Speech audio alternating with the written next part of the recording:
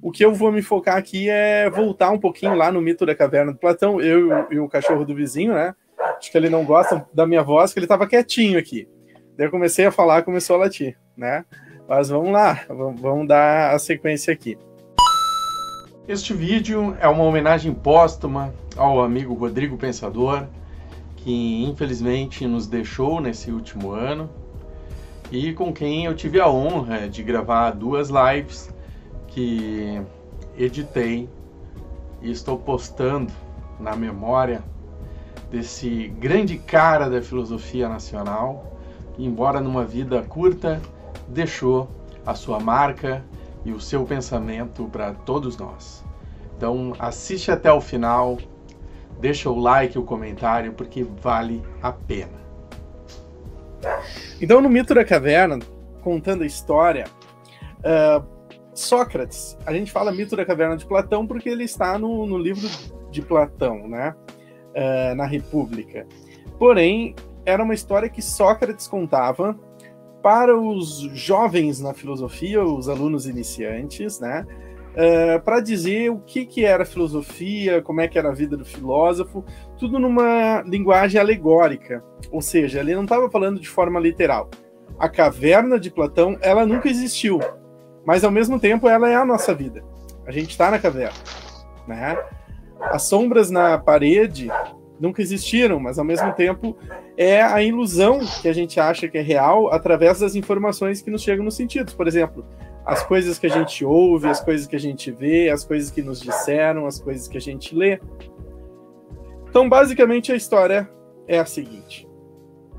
Imagine um mundo onde algumas pessoas nasceram e viveram todas as suas vidas numa caverna, de forma que elas não conseguiam se mexer, nem a cabeça, elas só conseguiam ver sombras na parede. Elas não conseguiam ver nenhuma das outras, tá? Só as sombras na parede. E os sons que ecoavam na caverna, né? Elas cresceram ali, só viram isso, logo elas vão acreditar que isso é toda a realidade, porque elas nunca viram ou ouviram falar de nada fora dali. E assim elas passam a viver naquela caverna, nessa condição acorrentada. Essa, vamos dizer assim, é o que hoje, né, o coaching, etc., e muita gente fala aí, psicologia, programação neurolinguística, a tal zona de conforto. Só que quando falam zona de conforto, né, nos dão uma ideia um pouco errada, porque pode nos dar a impressão de estarem falando assim, a pessoa conquistou tudo que queria na vida e fica confortável ali. Não. Se a gente pensa aí na caverna de Platão, esses prisioneiros não estão numa posição confortável. Porém, eles estão há tanto tempo naquela posição que eles se acostumam. Então a zona de conforto, às vezes, é o pior lugar do mundo. É uma caverna que a gente está acorrentado, com mentiras sendo jogadas para nós e a gente se acostuma com aquelas mentiras. Na história que Platão e Sócrates contavam, em algum momento um dos prisioneiros se liberta. E aí já cabe uma baita reflexão, né? Ele simplesmente se libertou, professor? Alguns alunos perguntam. Sim, ele simplesmente se liberta. Ele não faz nem muito esforço para isso. O que nos faz refletir ainda mais o quanto essa condição de miséria intelectual, da gente ficar acorrentado na nossa caverna, é uma posição que um esforço pode já nos tirar. Mas nos tira e às vezes faz voltar para a corrente, porque eu sempre saliento a passagem que vem em seguida, né? A primeira coisa que o prisioneiro faz quando se liberta é notar que ele está sentindo algo. Aí eu pergunto para os alunos, o que vocês acham que o prisioneiro sentiu quando se libertou? Aí alguns falam, liberdade, mas liberdade é um sentido, é um sentimento, a gente sente liberdade. O que Platão nos escreveu é muito mais pontual, né? A primeira coisa que o prisioneiro sentiu quando se libertou foi dor e sofrimento. Ou seja, ele estava acorrentado, mas os músculos se acostumaram com aquela sensação, né? Então, quando ele se liberta, ele sente dor e sofrimento. E assim é quando a gente se liberta das nossas doxas, das nossas crenças, começa a estudar, pesquisar, buscar o contraditório, né?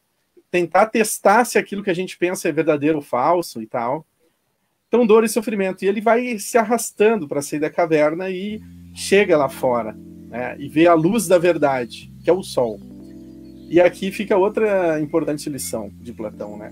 O sol é a verdade porque a gente não consegue atingir o sol. Então ninguém pode ser o dono da verdade. Alguém pode ser o dono do sol, alguém pode chegar no sol, não. Mas todos podem ver o sol. E o sol tudo ilumina. Assim é a verdade. Então uma alegoria muito bonita, né?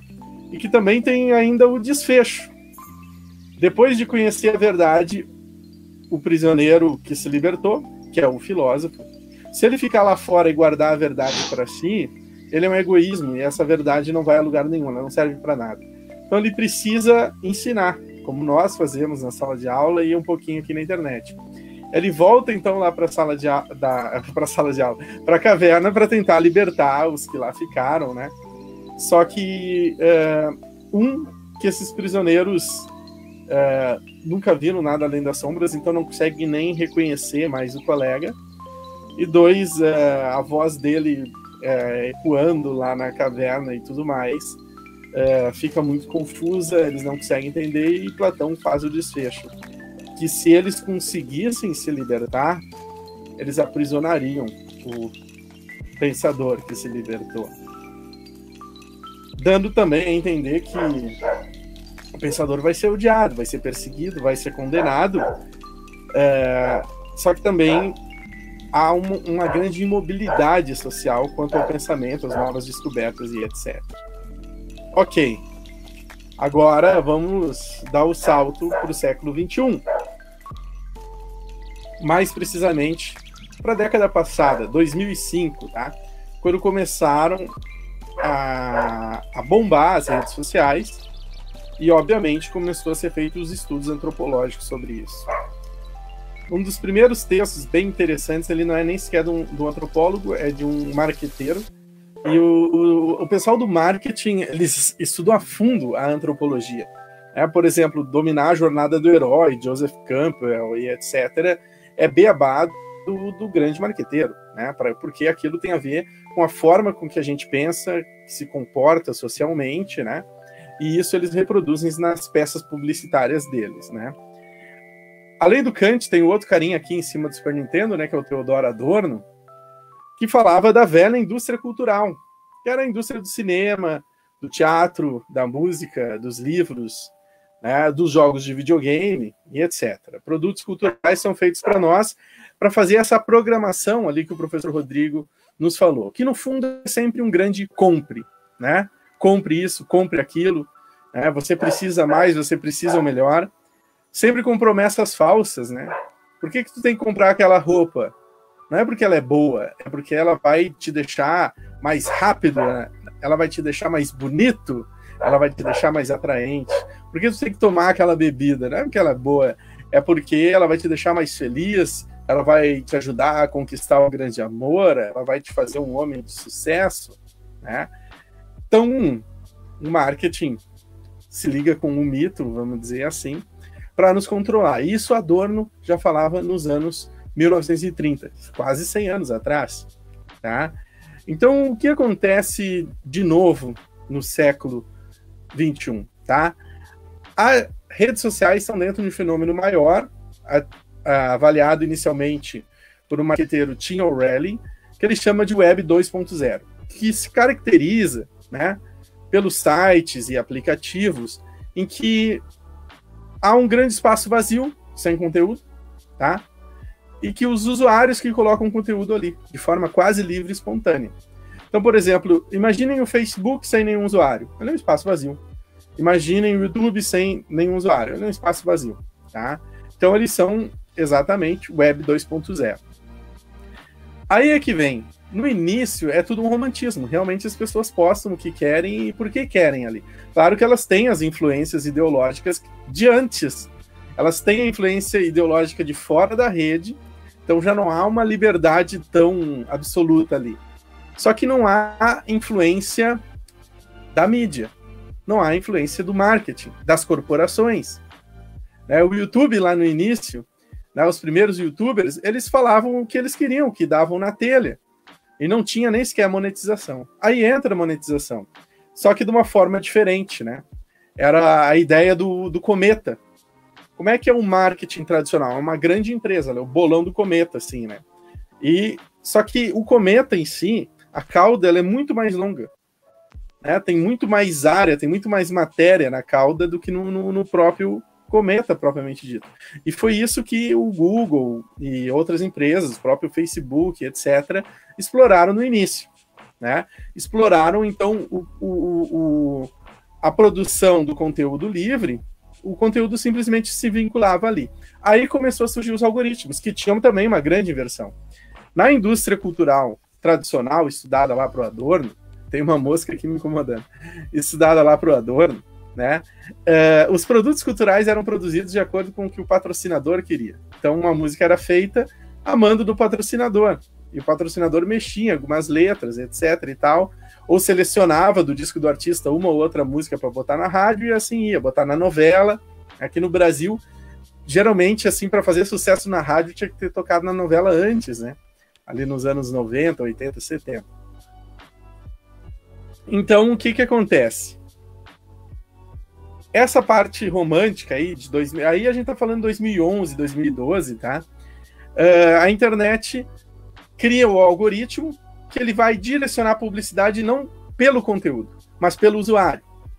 Então, por exemplo, eu estou assistindo um vídeo que é o mesmo vídeo que o Rodrigo está assistindo.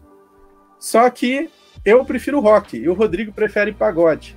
Aí, no momento de dar propaganda, ele manda para mim uma propaganda de uma banda de rock, de um show de rock que vai ter, e para o Rodrigo ele manda de uma banda de pagode, de um show de pagode que vai ter. E como é que ele identifica isso? Porque a gente vai deixando rastros na nossa navegação. As músicas que a gente escuta, os likes que a gente dá, os comentários que a gente faz, as pessoas com quem a gente se relaciona, etc, etc.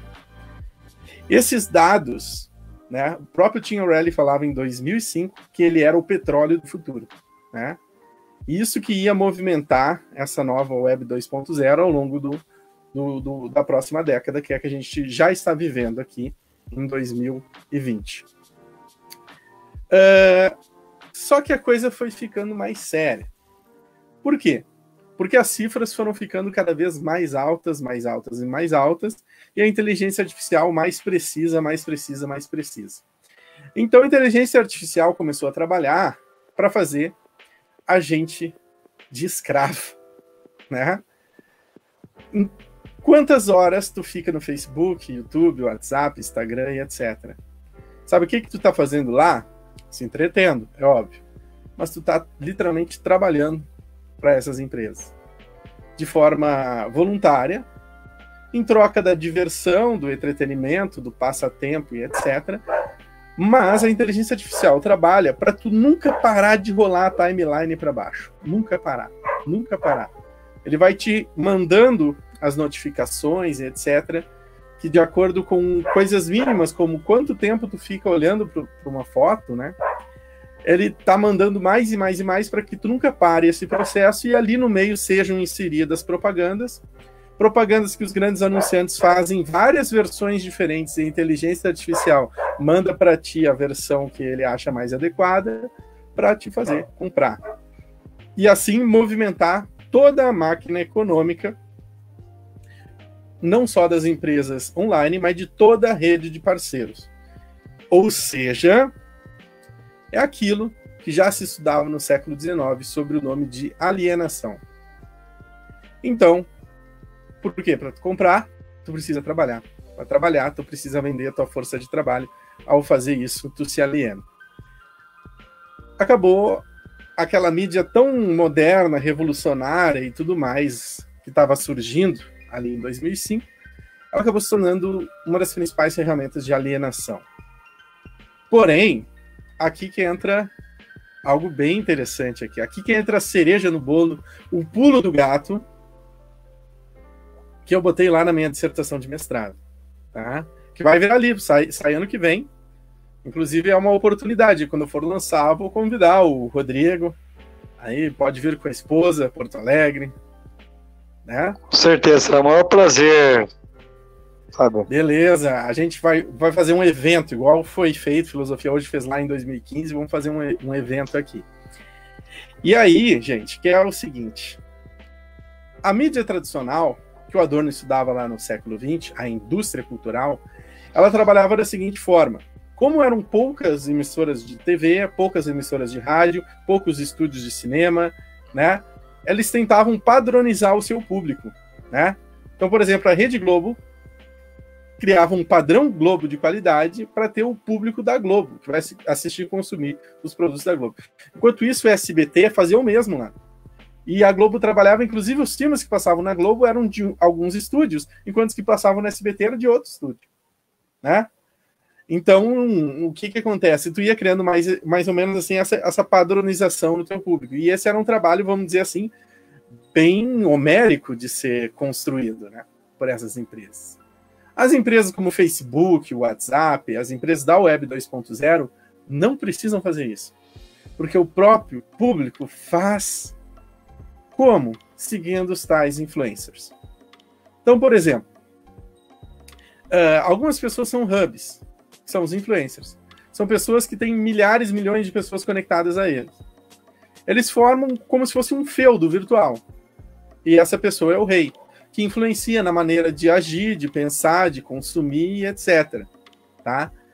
E nela, as empresas vão investir os seus produtos para focar naquele determinado grupo. Tá? E lucrar ali em cima. As empresas maiores, que não podem trabalhar por nicho, elas fazem peças publicitárias diferentes para cada um dos nichos. Tá? O problema é que esses nichos se isolam demais, né? E isso impacta lá na democracia, na política. Tu pode entrar, né? Por exemplo, a pessoa de esquerda, ela entra em grupos de esquerda, exclui todos os grupos de direita, exclui os amigos de direita, e aí ela vai se configurando só naquele pensamento. E vai sendo alimentada pela indústria. O consumo vai estar tudo ali com publicidade feita especialmente para ela. Do outro lado, o cara da direita, vai acontecendo a mesma coisa. Se isso ficasse só no lucro das empresas que estão por trás, até que estaria legal. Só que isso vai virando o radicalismo ideológico e social. Né? E aí as pessoas vão se isolando por causa da sua religião, por causa da sua visão da política, por causa da sua ética, o que acha que é certo, acha que é errado, etc. E se isolam tanto que começam a achar que o grupo, porque surgem, né, alguns sofistas aí no meio, que percebem aquilo que já é dito há muito tempo, né? As pessoas se juntam mais pelo ódio do que pelo amor. Então, em vez de eu ficar falando o quanto as minhas ideias são boas, o quanto que o meu pensamento é correto, e isso tem baita desgaste, porque eu preciso provar isso, né? Se eu quero dizer que minha ideia é boa, que meu pensamento é correto, eu tenho que provar isso, né? E daí é um baita trabalho. Não, eu faço o seguinte: eu pego um opositor, alguém que tá lá na outra bolha, e falo só mal dele. Faço o hate. Para rede social isso é maravilhoso, porque isso gera engajamento na minha bolha e na bolha de lá, porque o pessoal vai lá xingar ele. E o pessoal da bolha dele vem aqui me xingar. E isso faz assistir mais, porque para tu xingar lá uma pessoa, tu tem que abrir o post de novo, tu tem que assistir o vídeo de novo, etc.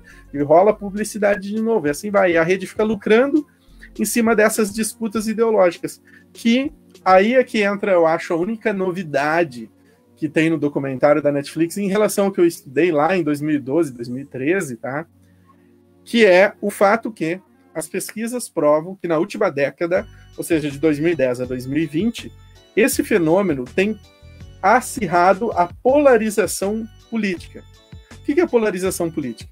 É a pessoa que se fecha na sua bolha social e acha que só o que está ali está certo e acha que o que está na outra bolha é errado. No caso dos Estados Unidos, né, os republicanos que acham que os democratas vão acabar com o estilo de vida americano e os democratas que acham que os republicanos que vão acabar com o estilo de vida americano.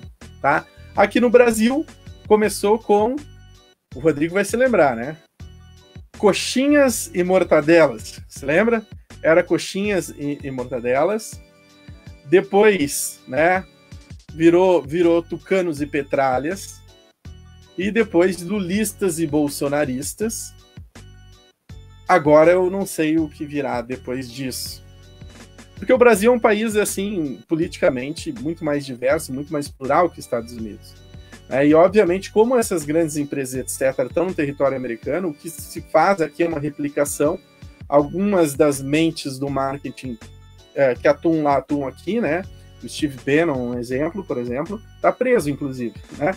Porque a Suprema Corte Americana teve que fazer uma série de interpretações para conseguir enquadrar o cara, né? A justiça brasileira é bem mais lenta, né? A gente sabe disso. Mas eu acho que vai ser uma conclusão quase evidente, porque o que esses algoritmos e estudos fazem? Nos manipulam.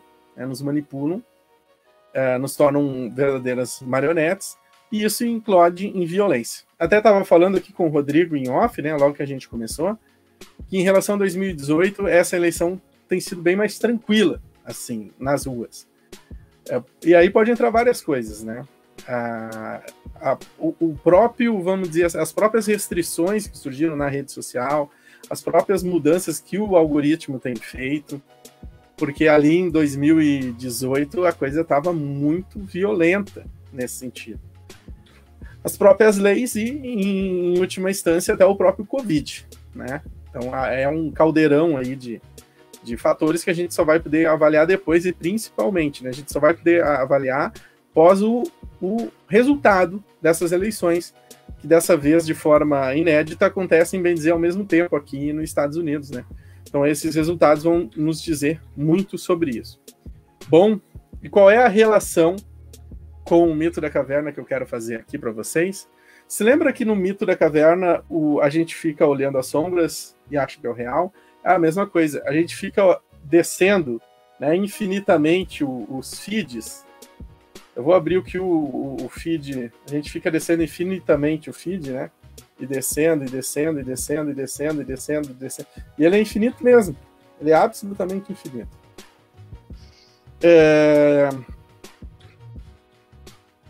A procura de algo, talvez da felicidade, não sei.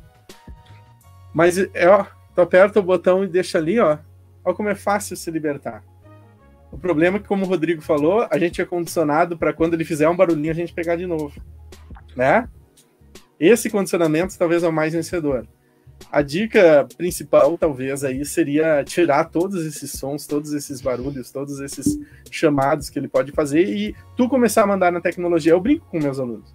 Eu digo para eles assim, ó. Vocês podem, na minha aula pode mexer no celular, não tem problema, tá?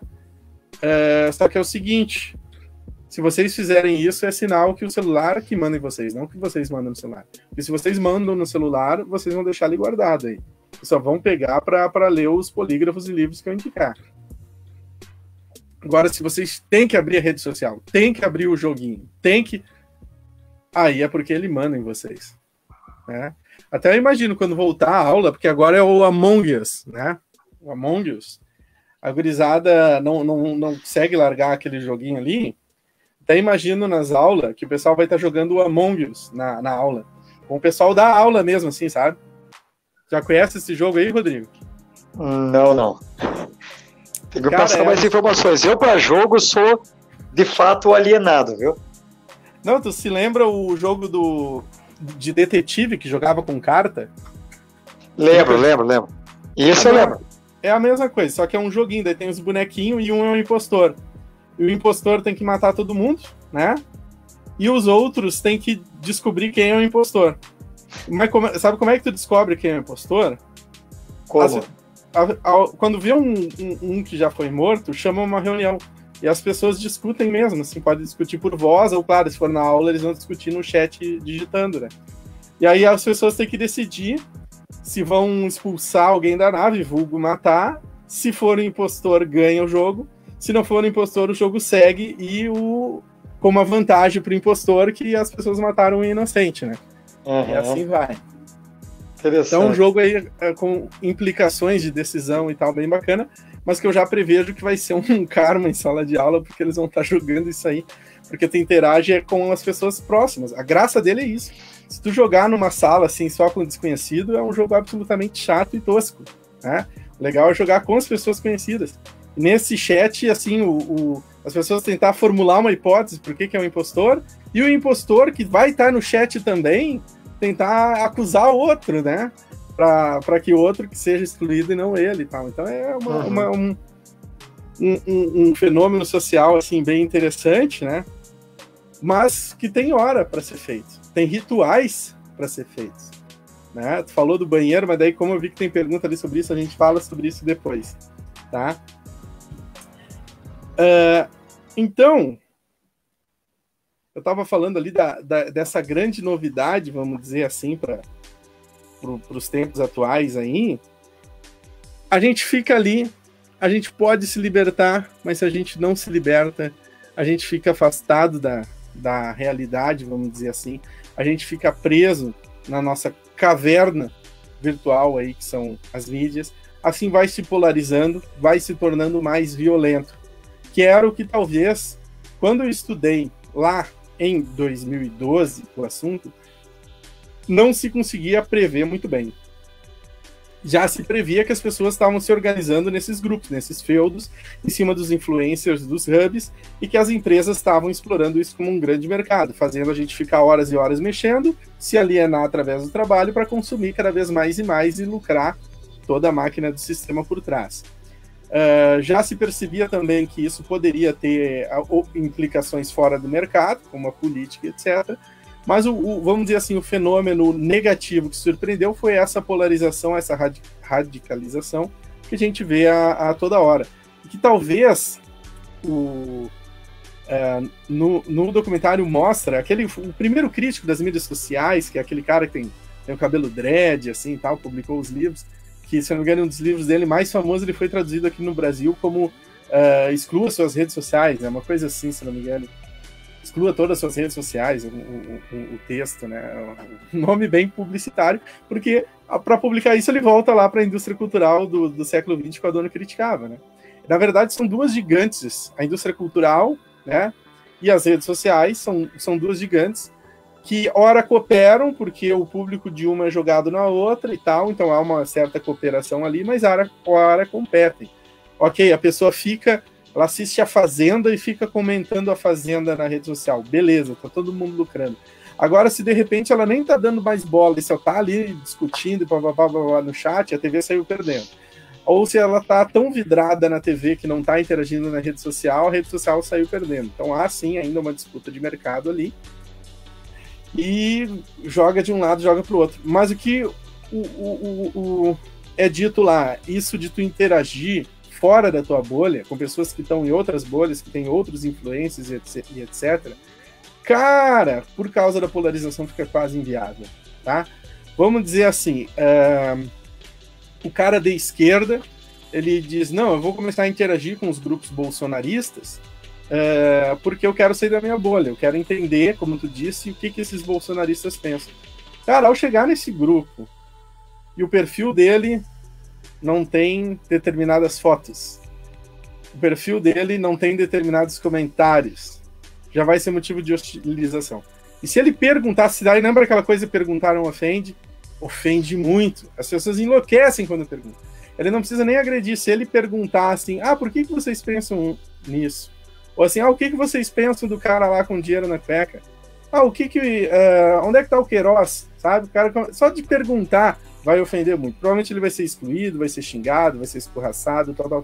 E o vice-versa também, tá? Se for o cara bolsonarista, mente aberta, e aí ele vai entrar nos grupos de esquerda e vai começar a perguntar, etc., ele vai também ser hostilizado e tal. Então, a grande novidade que o Dilema das Redes traz, que é uma tristeza, e que eu acho que a gente tem que começar a pensar agora, que a gente está entrando numa nova década, a década de 20, né? A década de 10, onde surgiu as redes sociais, é a década passada, né? 2010 é a década passada. Daqui a pouco eu já tô dando aula para quem nasceu em 2010, né? Essa aí que é a real. Cara, então é o seguinte. Como que a gente reversa essa polarização? Porque essa polarização nos impede de nos relacionar numa boa fora da bolha. A polarização nos joga dentro da bolha e a gente tem que ficar ali para ser feliz. Porque se a gente tenta sair, é agredido, é violentado, é xingado, etc, né? Então esse que é o grande dilema das redes para a próxima década. É esse, né? Como que a gente supera a polarização, na minha opinião. E aí, Rodrigo? O que tu quer complementar? Pois é, então, só respondendo ou complementando a tua fala, né? Quando você fala ali que é impossível mesmo, e eu acredito que seja, você entrar num grupo opositor, de oposição, seja ideológico partidário ou de qualquer outra linha de pensamento.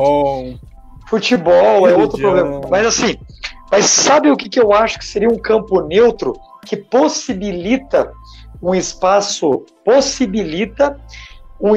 democrático, como o Habermas vai dizer, né?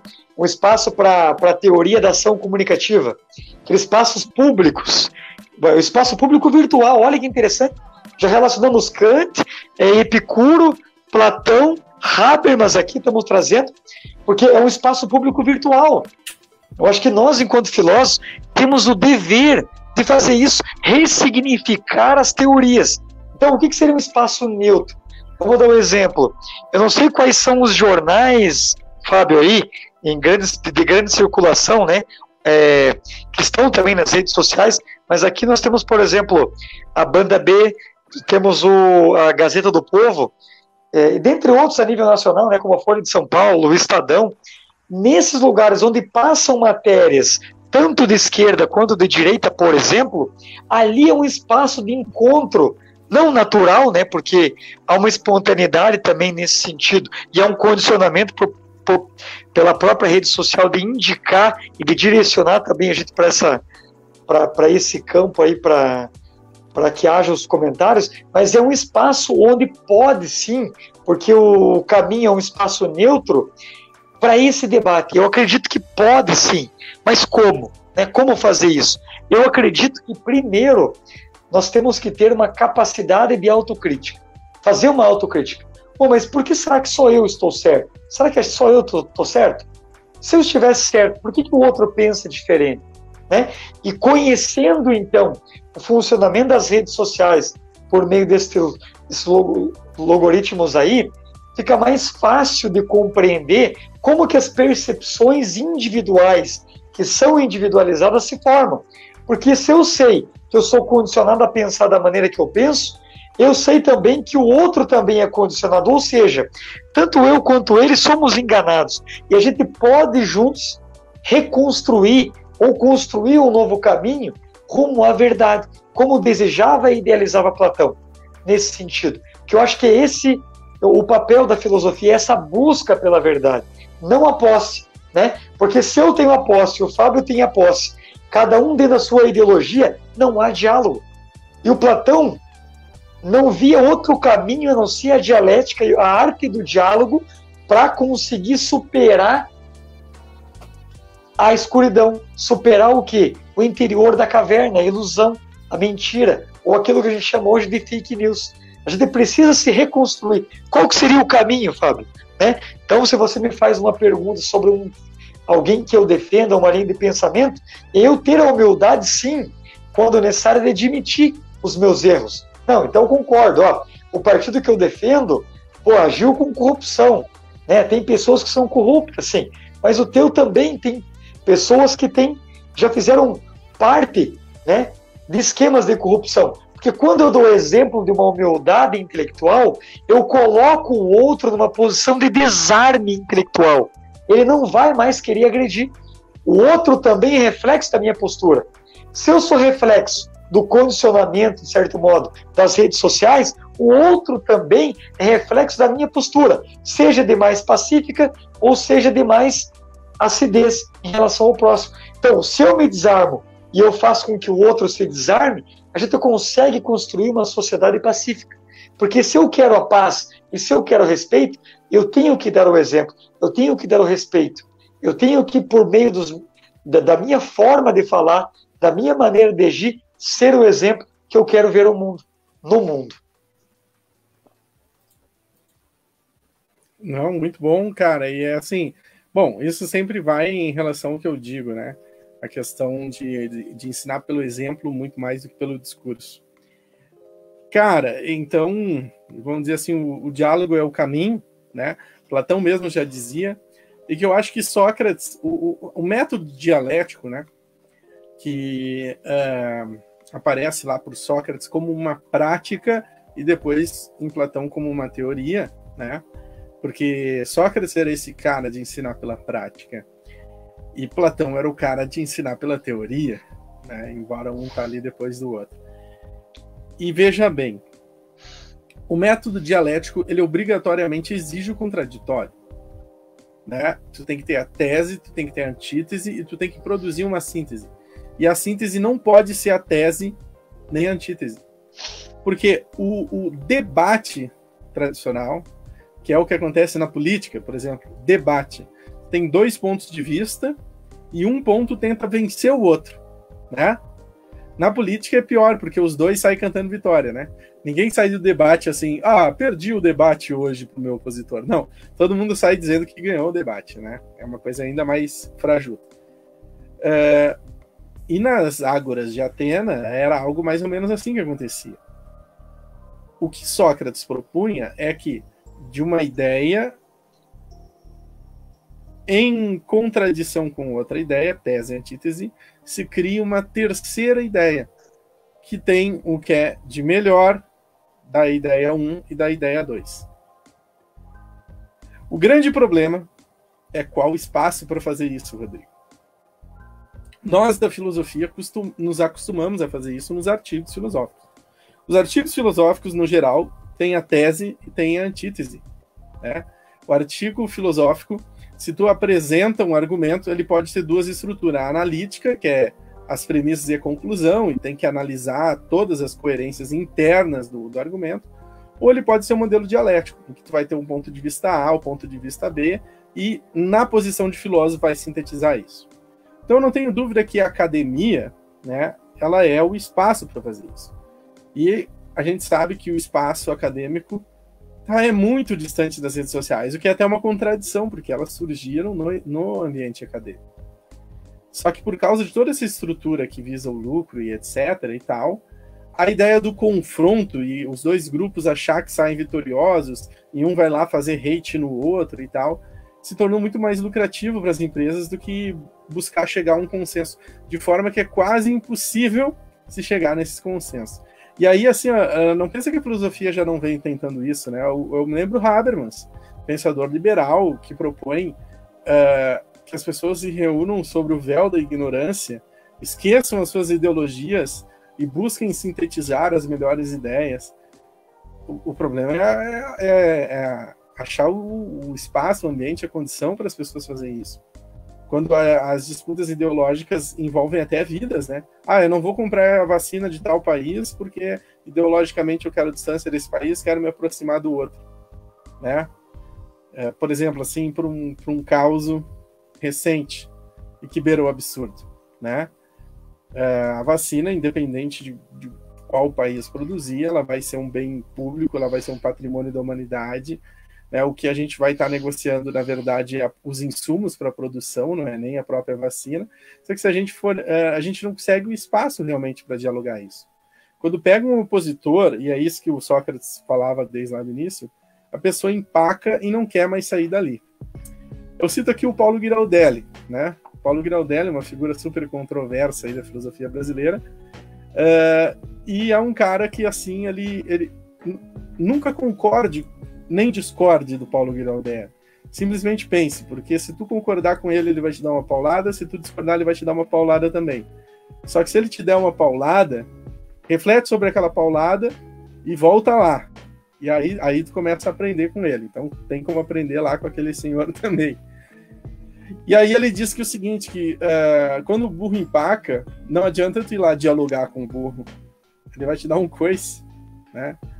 Então, tu deixa o burro ali e tal, um tempo e tal, e se ele continuar empacado, tu ali enfia uma pimenta nele. Aí, geralmente, ele sai, né?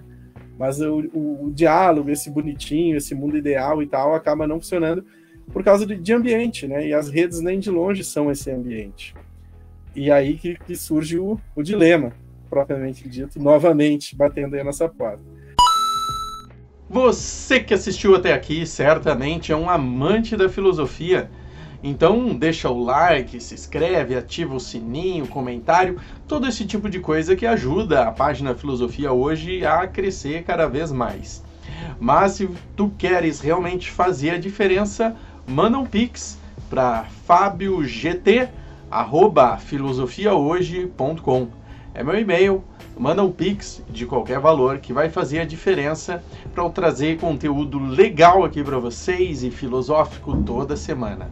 Assiste mais um vídeo. Obrigado, valeu e até a próxima!